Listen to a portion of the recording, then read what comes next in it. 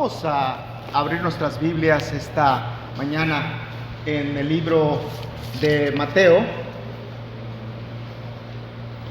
Los que no tengan Biblia pueden verlo aquí en la pantalla. Y solo vamos a usar como referencia este versículo.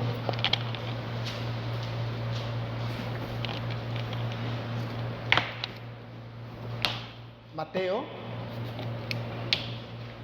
ustedes conocen esta parte de la Biblia, las bienaventuranzas, ¿verdad? Es uno de los sermones más famosos en el mundo, el Sermón del Monte. Viendo la multitud, subió al monte y sentándose, vinieron a él sus discípulos y abriendo su boca les enseñaba diciendo: bienaventurados los pobres en espíritu, porque de ellos es el reino de los cielos. Gloria a Dios, hermanos. Podemos ponernos cómodos esta mañana. Y quiero que nos concentremos por unos segundos en esa palabra pobres, del griego potochos, pobre, mendigo, de quien se agacha, quien se encoge. Diríamos en términos modernos, alguien que está en bancarrota. Sabemos que no salvación verdadera viene sin estar en bancarrota. Amén. No salvación verdadera viene sin estar en un estado de quebrantamiento. Y si el verdadero arrepentimiento es haber sido sacado del camino en que estábamos yendo directamente al infierno, el quebrantamiento es esa salida de emergencia. El quebrantamiento va a ser donde Dios va a detener nuestra loca carrera. El quebrantamiento va a ser el lugar a que llegamos cuando vamos a reconocer que somos seres inútiles, que somos seres que estamos destituidos, que todos nuestros pequeños esfuerzos no agregan a nada. Y que es la mano poderosa de Dios la que salva al hombre.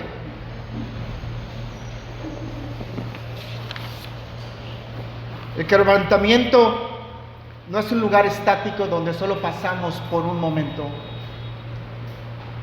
El quebrantamiento va a suceder una y otra ocasión en la vida del creyente. Amén.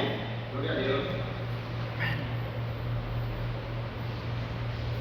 Es un lugar que tenemos que acudir muy, muy seguido. Y ahora, la gran tragedia en estos días es esta. Creemos que cualquier malestar es un problema. La gran tragedia de estos días es que creemos que cualquier malestar es un problema. Somos una generación tan débil. Si alguien viene y te pone en aprietos, alguien viene y encara tu manera de vivir, automáticamente lo niegas. Automáticamente no te cae bien esa persona. Automáticamente dices: lo que tú me estás diciendo, tú estás yendo a la ley, y la ley está en el Antiguo Testamento y esa ley está prescrita. No me juzgues. Pero eso no es cristianismo. Eso no es cristianismo. En este nuevo movimiento que está en marcha, todos dicen estar bien. Ella está bien. Ella está bien. Todos estamos bien. Y esa casi suena horrible. No necesitamos quebrantamiento. No necesitamos quebrantamiento después de venir a Jesús, ni antes de venir a Jesús. Eso no puede ser. Eso no puede ser. No puede ser posible que cuando alguien nos confronta, inmediatamente nos enojamos.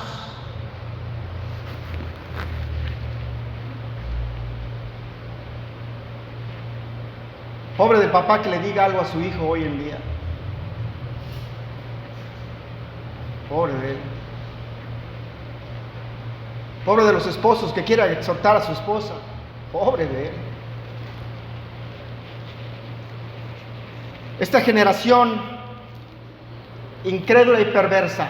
Esas no son mis palabras. Son las palabras del Señor Jesucristo. Es tan frágil. En las iglesias reformadas, la palabra es dura. Y esta no es la excepción. Este lugar no es la excepción.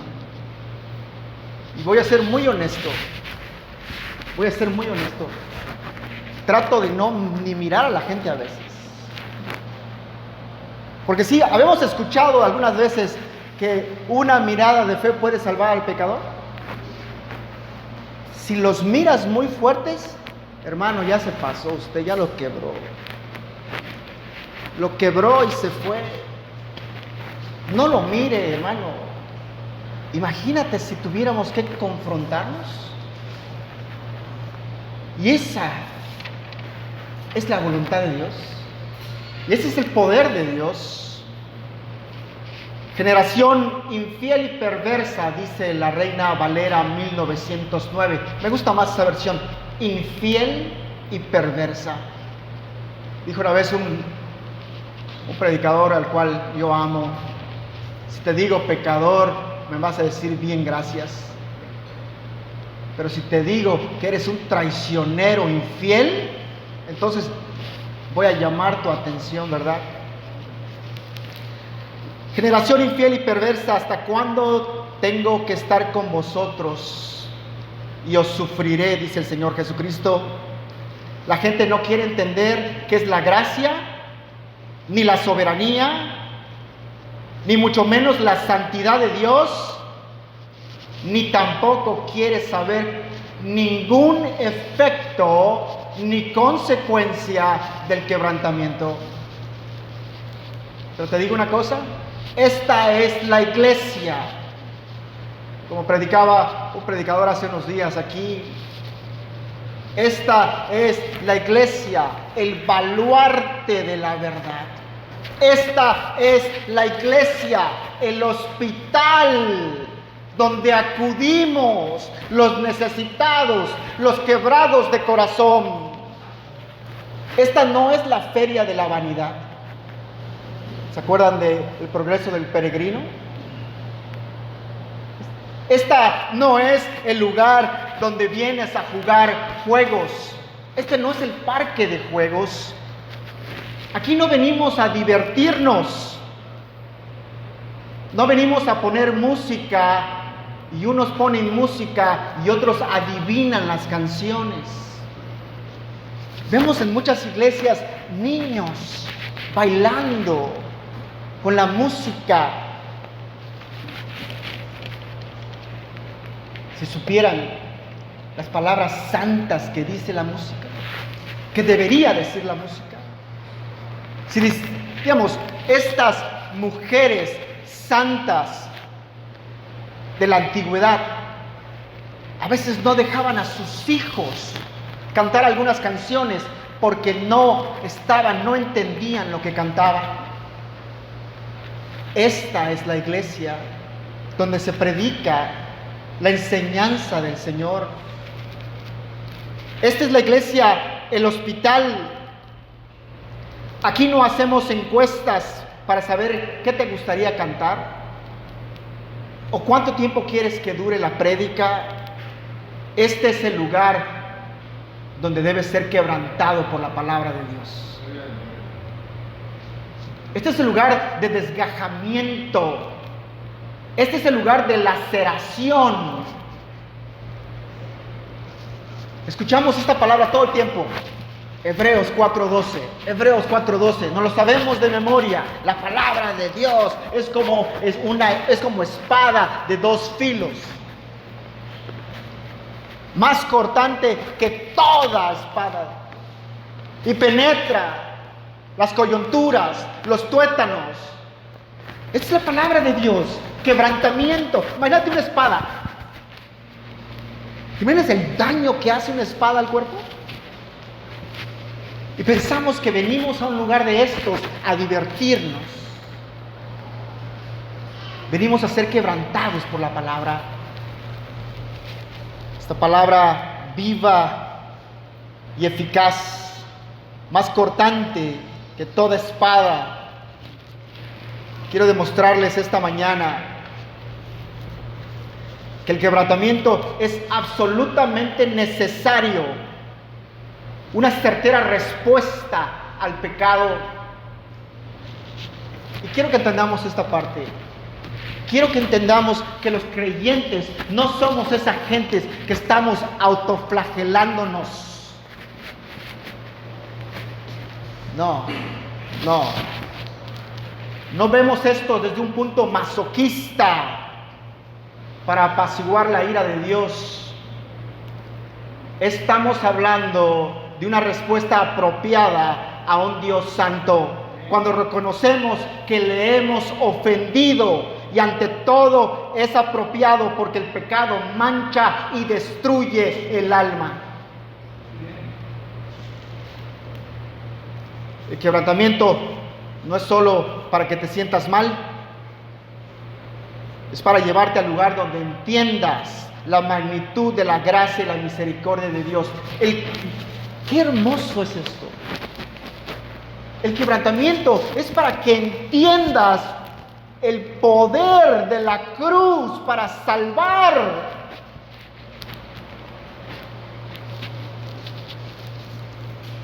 La gente todos los días está siendo robada. Todos los días está siendo robada con pequeñitos mensajes de humanismo y lógica. Y la cura que tanto necesita el alma está siendo escondida tras los anaqueles del hospital. Hermanos, esa es la verdad. La cura que necesita el alma, la cura que necesita el mundo, no está siendo predicada. Así llegamos a esta parte que es hermosa, al Salmo 51. Es uno de los ejemplos por excelencia de quebrantamiento. Y dice así, para el director del coro, Salmo de David, cuando después que se llegó a Betsabé, el profeta Natán lo visitó. Comienza diciendo: ten piedad de mí, oh Dios, conforme a tu misericordia, conforme a lo inmenso de tu compasión, borra mis transgresiones. Vamos a concentrarnos primero en esta palabra borra. La palabra en hebreo es machá, raer, borrar, limpiar. A un accidente cerebrovascular, frotar para borrar, para suavizar grasa. Fíjense cómo es usada esta misma palabra aquí en Isaías. Yo soy el que borro tus rebeliones por amor de mí mismo y no me acordaré de tus pecados. Y es la misma palabra usada en el diluvio. Porque pasados aún 7 días, yo haré llover sobre la tierra 40 días y 40 noches, y raeré de sobre la faz de la tierra a todo ser viviente que hice. Nuevo comienzo. Vamos a raer, vamos a borrar y vamos a comenzar de nuevo.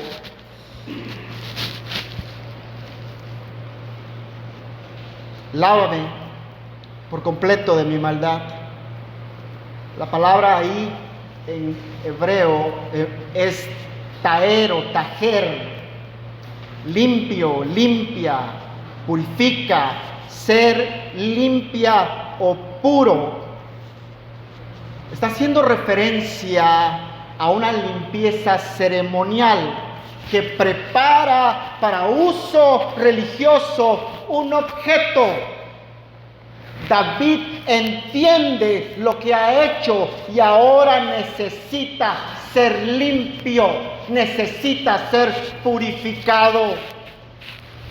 Lo vemos aquí en la Escritura, cómo es usado, es la misma palabra.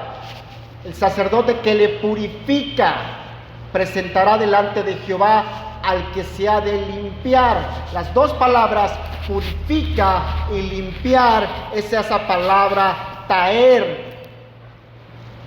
También es usado aquí por el profeta. La misma palabra es usada por la orden de Eliseo y Naamán en el Jordán. La podemos ver abajito, Segunda de Reyes 5:14.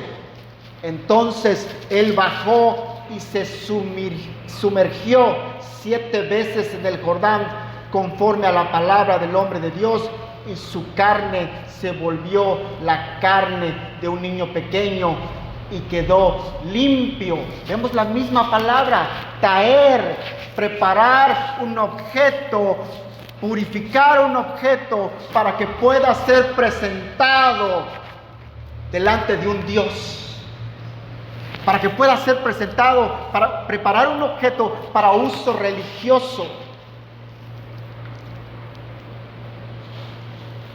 Vamos a otra palabra, estamos en el mismo versículo y dice, y límpiame de mi pecado.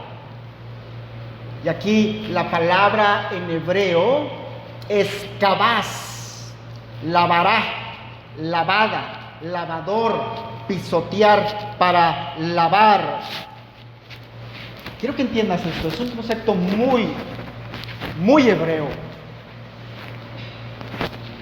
Agarras una prenda, tiene una mancha difícil, está manchada, la llevas al río y la empiezas a tallar. Y la empiezas a remojar. Y la empiezas a tallar. Y la empiezas a tallar. Hasta que sale la mancha. ¿Te das cuenta del poder de Dios? Lo impresionante que Dios va a hacer en nuestras vidas.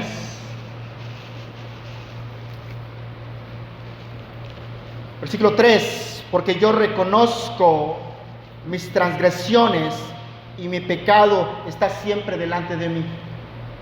Yo reconozco mis transgresiones y mi pecado está siempre delante de mí. ¿Cuántos decimos eso? Yo no reconozco, no. Tuvo la culpa él. Yo no. David dice, yo reconozco mis transgresiones y mi pecado está siempre delante de mí. Contra ti solo he pecado. Fíjate, qué impresionante. Sabemos esto. David había pecado contra Urías y David había pecado contra Betsabé. Pero él dice, no, yo he pecado contra Dios, contra Él solo he pecado. Aunque cometido contra un prójimo o en contra de sí mismo, siendo una transgresión de la ley, es realmente contra el que hace la ley, contra el legislador, el creador de la ley. Comienza con la negligencia o el menosprecio de su mandamiento, como lo hizo el pecado de David.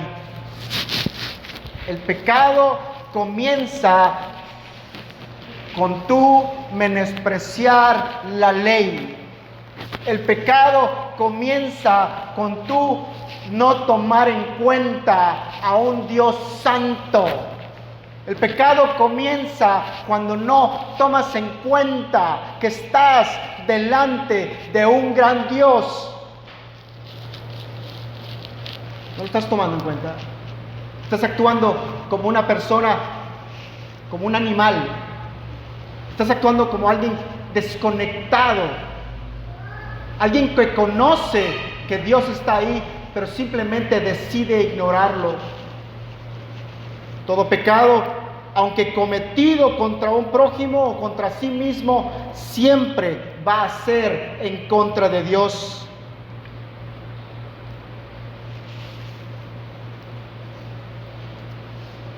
Y límpiame. Y de hecho, he hecho lo malo delante de tus ojos, de manera que eres justo cuando hablas. Y he hecho lo malo delante de tus ojos, de manera que eres justo cuando hablas. Fíjense cómo lo dice la Reina Valera. Para que seas reconocido justo en tu palabra y tenido por puro en tu juicio. No es que el hecho de que David pecó, ahora iba a ser reconocido el Señor como justo. No. El hecho era que al notarlo, resentirlo y reprocharlo, íbamos a ver la verdadera naturaleza de un Dios justo que aborrece el pecado.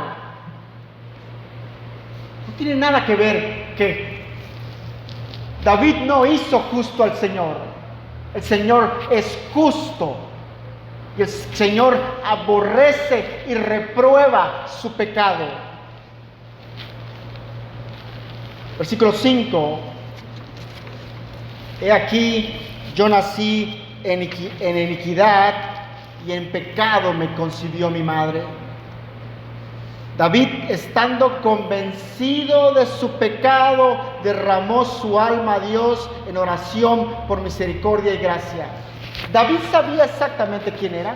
David sabía su condición de hombre. David sabía que de dónde había venido, no el hecho de que su mamá había sido, eso no. David sabía que él era un pecador, que había nacido en pecado. Pero también sabía algo que muchos de ustedes ignoran. Muchos de ustedes ignoran esto. Y muchos de ustedes no ejercitan lo que voy a decir ahorita. Cuantas veces peques, ven a los bancos de gracia y arrepiéntete y seas quebrantado. Cuantas veces peques, cuantas veces falles, recurre al trono de la gracia. Cuantas veces falles, recurre al trono de la gracia. Nunca dejes de recurrir, nunca dejes de estar de rodillas ante Dios. ¿Sabes por qué mucha gente abandona las iglesias? Las abandona porque les han vendido la idea de que Dios no los va a perdonar. No. Dios va a perdonar a todo hombre que se acerca con un corazón contrito y humillado. Dios perdonará a todo hombre que se acerca con un corazón arrepentido. Por supuesto. Si conoces al Señor Jesucristo de una manera personal, conoces de su riqueza. Si conoces al Señor Jesucristo de una manera personal, conoces que eres un Dios misericordioso. Por supuesto. Muchas gentes se alejan del cristianismo, se alejan de las iglesias porque nunca lo conocieron, nunca tuvieron una relación personal. Pero Cristo es el hombre, el Dios que ha dado más por toda la humanidad. Si conocemos a este Señor, no hay día, no pasa un día, no pasa un tiempo durante el día que yo no venga al trono de la gracia. Todo el tiempo. Aun cuando no me siento con ganas, aun cuando me siento indigno, aun cuando me siento completamente en el suelo, siempre voy a recurrir a mi Señor. Siempre. No tengo a nadie más a quien acudir. En el 6 dice: he aquí tú deseas la verdad en lo más íntimo, y en lo secreto me harás conocer sabiduría. Y en lo secreto me harás conocer sabiduría. David comienza a levantarse en el ejercicio de su fe en la gracia de Dios. En lo secreto me harás conocer sabiduría. ¿En qué vale, hermano? En lo secreto. Entre tú y Dios me harás conocer sabiduría. Dios me va a levantar en lo secreto. Purifícame, dice el 7, con hisopo y seré limpio.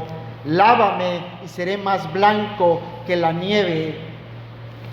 El hisopo se usaba para teñir. Es el hisopo que se usa en las puertas, en los marcos allá en Egipto, para que no entre el ángel y mate a los primogénitos. Se marcan las casas.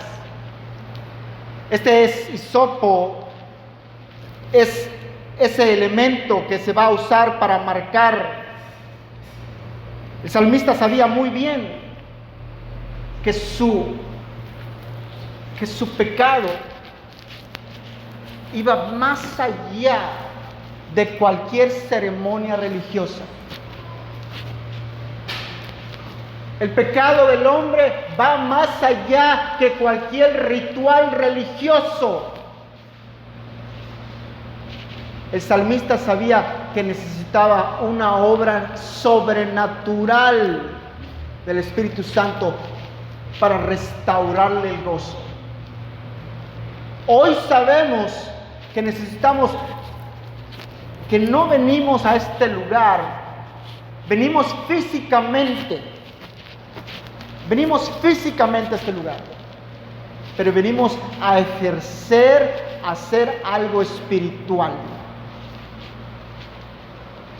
Estamos seguros que no hay cosa que podamos hacer humanamente que nos pueda acercar a Dios. Y esperamos entonces en un Dios santo y benevolente que Él nos acerque. El salmista sabía muy bien que sus pecados eran demasiado grandes para ser expiados por cualquier purificación legal. Y por lo tanto ora para que Dios mismo lo expíe y lo restaure. Es decir, no eliminar su culpa, sino liberarlo de ese deleite horrendo al pecado y de todos esos afectos malignos. Como si hubiera estado enfermo con lepra, le pide al Señor que lo lave, que lo presente blanco, como aquella nieve virgen que cae. Como aquel enfermo que ha sido sanado por una rama de hisopo, si es posible, más limpio de toda la contaminación y culpa del pecado. En el 8 dice: hazme oír gozo y alegría, que regocijen los huesos que has quebrantado. Hazme oír gozo y alegría, que se regocijen los huesos que has quebrantado. Para aquellos que creen que Dios no rompe huesos,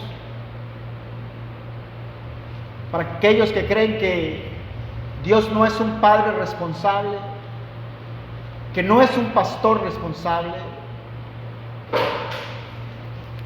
Había pasado mucho tiempo, el pecado había entrado en su vida, La tristeza reinaba en su vida y el gozo espiritual ya no estaba ahí, aunque no había perdido su salvación, pero el gozo no había. Se puede perder esa presencia sensible, ese gozo y esa alegría que Dios solamente da. Esconde tu rostro, dice el 9, de mis pecados y borra todas mis iniquidades. David no le está pidiendo al Señor que voltee para otro lado. Esconde tu rostro de mis pecados.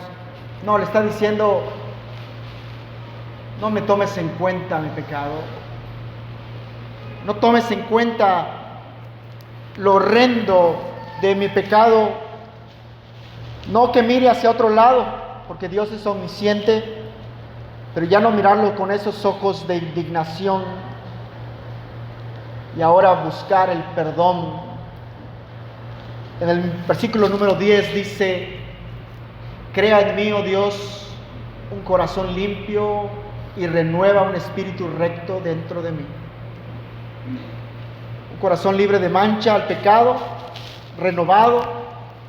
Implica que lo había tenido en el principio, esencial de una nueva naturaleza, no se había perdido, pero su influencia se interrumpió.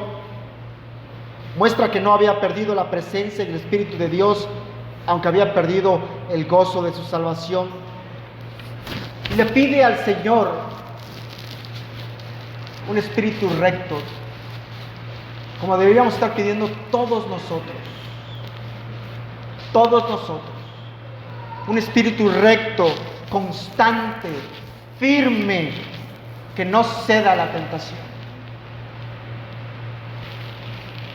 En el versículo 11 dice, no me eches de tu presencia, no quites de mí tu Santo Espíritu, restitúyeme el gozo de tu salvación, sosténme con un espíritu de poder. En el 13 dice, entonces enseñaré a los transgresores tus caminos y los pecadores se convertirán a ti. Líbrame de delitos de sangre, oh Dios, Dios de mi salvación. Entonces mi lengua cantará con gozo tu justicia. Este último versículo me sacude. David no había nada que pudiera hacer para cambiar lo que había hecho. El pecado estaba hecho. Él era culpable de la sangre de Urías. Era culpable de haberlo mandado a matar. El hecho del derramamiento de sangre no se podía cambiar. El crimen estaba cometido, pero lo que él pedía es ser declarado culpable por un medio mayor, por un medio merecido. El pecado podría ser perdonado y así su alma podría hallar esa paz que había perdido. Gloria a Dios. Todas las cosas van a trabajar para bien para aquellos a los que aman al Señor. No tendríamos este salmo, no tendríamos este quebrantamiento si Dios no lo hubiera ordenado. Ha habido cosas en nuestras vidas que nos han marcado para siempre. ¿Dios ha perdonado nuestro pecado? Amén. Pero no quiere decir que nosotros lo hemos olvidado. Y Dios nos los ha dejado allí para recordarnos lo horrendo que es el pecado. No se te olvide. No se te olvide. Hay gente hoy que hubiera deseado no haber hecho tantas cosas. Hay mujeres que hubieran deseado no haberse casado varias veces. Pero no hay nada que se pueda hacer. está en el pasado. Y cuando decimos nosotros, hermanos, cuídense, y la gente te voltea a ver y dices, ay, este legalista, otra vez, yo sé lo que hago, hermano. No, hermano, el pecado es horrendo y trae consecuencias terribles. No te lo digo porque yo quisiera molestarte, te lo digo por las consecuencias que va a haber después. Dios nos ha dejado una memoria para que nos acordemos. ¿Sí? Nos acordemos de dónde hemos caído y quién nos ha sostenido. Es muy importante saber que Dios perdona pecados. La sangre del Señor Jesucristo vertida del madero pagó por muchos. Pero Dios no olvida el pecado. Él es omnisciente. Y Dios nos creó con esa misma capacidad de recordar lo que hicimos. La culpa de David estaba ahí. Él era culpable. No había nada que hacer. Lo que pedía a él era misericordia, que el gozo fuera restaurado y que el Espíritu Santo no fuera quitado de él. En el 15 dice, abre mis labios, oh Señor, para que mi boca anuncie tu alabanza, porque no te deleitas en el sacrificio, de lo contrario yo lo ofrecería. No te agrada el holocausto. Gloria a Dios. David sabía quién era el Señor. David había pasado tiempo con el Señor. David sabía que el Señor no se deleita en sacrificios. Sabía David que el Señor no había nada con el cual podríamos comprarlo. No había realmente una mordida con el cual pudiéramos darle y él volteara para otro lado, como muchas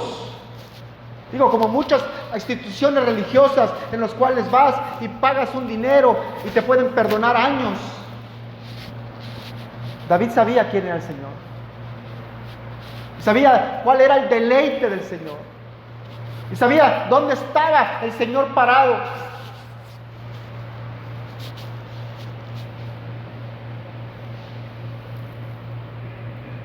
Acuérdense de Samuel. Le dice a Saúl, ¿qué es esto que oigo? ¿Qué es este bramido? ¿Qué es este bramido de ovejas? ¿Qué es este bramido de ganado que oigo? Ay, Samuel, ¿sabes qué pasó? El pueblo. La orden era matar al rey, lo sé, pero el pueblo agarró lo mejor. ¿Y sabes qué? Lo hemos traído para sacrificar, el ganado gordo, lo hemos traído para sacrificarlo a tu Dios. Se complace Jehová tanto en los holocaustos y víctimas como en que se obedezca a las palabras de Jehová. Ciertamente el obedecer es mejor que los sacrificios y el prestar atención que la grosura de los carneros. Gloria a Dios. Todos los domingos en todos los lugares se hace un show. Se lleva a cabo un servicio. Ahora pregúntate, ¿en qué se deleita el Señor? ¿En los ritos religiosos? ¿En los sacrificios? ¿En la grasa de los carneros? Dios se deleita en el hombre y la mujer que obedecen la palabra de Dios. Ese es su deleite. Ese es su deleite. Y sí, es cierto, va a costar mucho hacerlo. Pero si ese es el deleite del Señor, vale la pena hacerlo. Ya no vivo yo, mas Cristo vive en mí, dice Pablo. ¿Sabes qué le estaba diciendo? Abandono mi suerte. Soy un hombre muerto. Ya no vivo yo.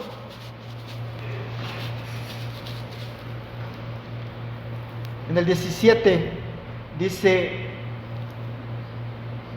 los sacrificios de Dios son el espíritu contrito. Al corazón contrito y humillado, oh Dios, no despreciarás. En el 18 dice: haz bien con tu benevolencia a Sión, edifica los muros de Jerusalén. Pareciera que el hermano David está hablando por medio de la profecía. No que los muros necesitaran reparación. Muchos teólogos piensan que hablaban de los muros de la iglesia, de la nueva Jerusalén, de las cuales el Señor está tomando estas piedras vivas y está formando su templo. Concerniente a los tiempos venideros, cosas futuras como la destrucción del primero y segundo templo, la venida del Mesías, pero el poder y el establecimiento de su iglesia.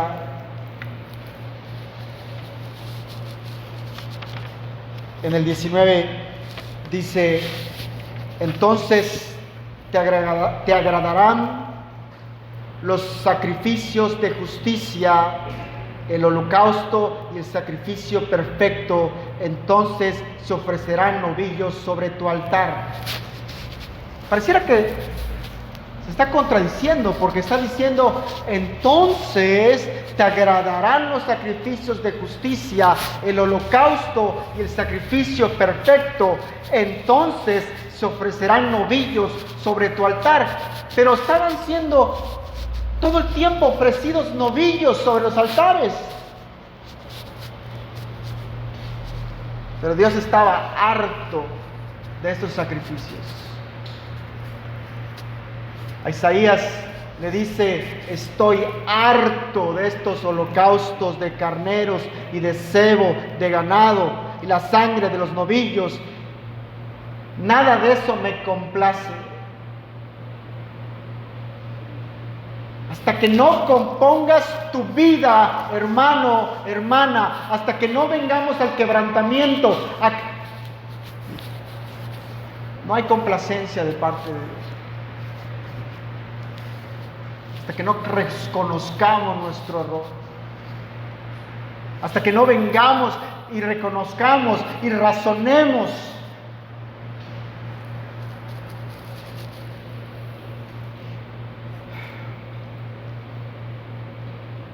En el 12 dice: ¿tú tienes idea cuántos hombres santos trabajan para la obra hoy? ¿Cuántas mujeres santas se esfuerzan para la obra hoy? ¿Cuánta gente está realmente quebrantada?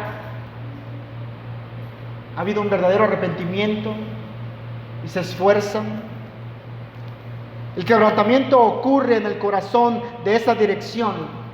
La iglesia, la mayoría de veces, ocurren estos milagros bajo la predicación de la palabra.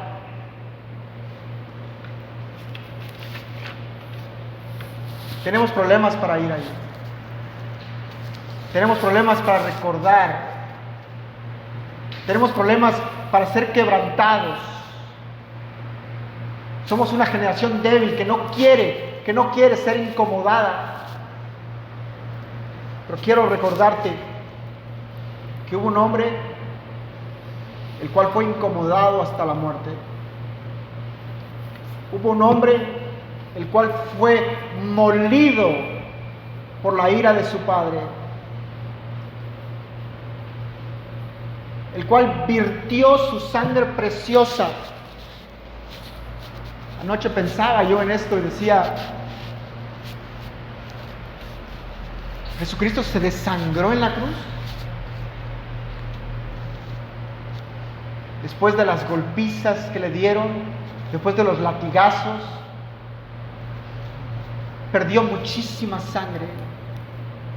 Muchísima sangre. Tanto que cuando lo fueron a ver los soldados para decirle, para cerciorarse si estaba muerto, le clavaron la estaca, la lanza, salió agua. Perdió sangre por su pueblo. Derramó su sangre por su pueblo. Y a nosotros nos cuesta quebrantarnos. A nosotros nos cuesta reconocer. Si pensáramos en los beneficios que Él nos ha traído, el Cordero de Dios sin mancha y sin pecado, aquel que se desangró por mi causa, aquel que es la propiciación, aquel que es la satisfacción a la justa ira de Dios, este que no tenía pecado y experimentó la ira del Señor en la cruz, este por el cual hoy podemos recitar versos como Hebreos 4:16, que dice: acerquémonos pues confiadamente al trono de la gracia para alcanzar misericordia y hallar gracia y oportuno socorro. ¿Cómo podríamos decir algo así? Acercarnos confiadamente al trono de la gracia, donde hay misericordia, donde podemos alcanzar misericordia, donde hay oportuno socorro. No podríamos. Vamos a ponernos de pie esta tarde, hermano.